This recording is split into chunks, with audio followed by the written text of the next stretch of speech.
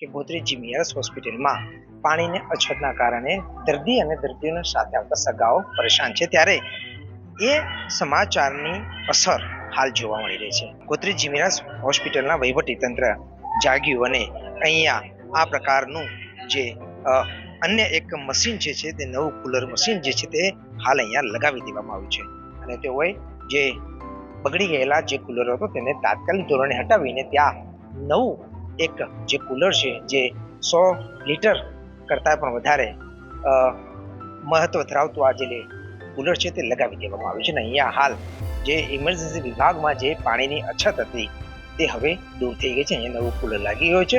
દર્દીઓ અને દર્દીઓને સાથે આવતા સગાઓને પણ હવે અહીંયા પાણી મળવાનું શરૂ થઈ ગયું. એટલે જે પ્રમાણે અમે ગણતરી કલાકોમાં જે અહેવાલ પ્રસ્તુત કર્યો અને અહીંયા આ પ્રકારનું જે કુલર મશીન છે જે પાણીને ઠંડુ કરીને પીવા લાયક બનાવે છે તે મશીનને હાલ લગાવી દેવામાં આવ્યું છે.